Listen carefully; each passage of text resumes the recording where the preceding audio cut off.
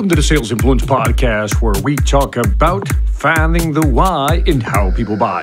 I'm your host, Victor Antonio. Thank you for joining me. Thank you for lending me your ears. Today, I want to talk about the mindset of a client, what they go through before making a buying decision. Step one, the client has a problem. So we have to hone in on what that problem is. Now, that's just the beginning. Now that the customer has a problem, we identified the problem, the client also wants proof. This is important.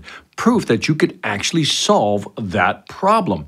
Let's say you're able to do that. Then the next step is to provide them with a plan, a way of resolving that problem. So let me slow down. You first identify a problem that they currently have. Then, being skeptical as clients are or potential prospects, that becomes a situation where you have to present proof.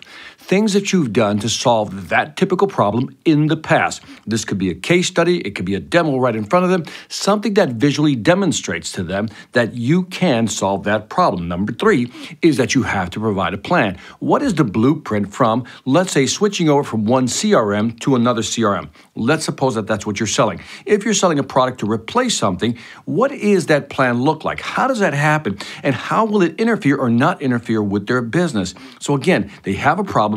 You've shown the proof that you can solve it. Now they want a plan going forward. And number four, to complete the 4 Ps, is pricing. And is your pricing competitive? Now, if you've set up the problem correctly and you've identified how to solve it with proof, and 3, provided a plan, by the time you get to pricing, it's not so much an issue. Keep in mind that when customers feel insecure, unsure, can't tell the difference between one product or another, or one service and another, the default mindset is to go to pricing. So keep this in mind. 4-step process, call it the 4 Ps, identify the problem, provide the proof, give them a plan of how you're going to execute on it, and then give them a price that they can live with. Make sure it's competitive. And that is it for this Sales Influence Podcast. Leave me some feedbacks on iTunes, Stitcher, YouTube, Spotify, Pandora, YouTube, wherever you find me.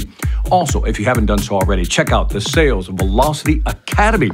We keep adding courses, great courses to help you get going, to help you sell more faster. Go to salesvelocityacademy.com and check it out. Lastly, this is Victor Antonio, always reminding you, selling ain't hard when you know how. Take care.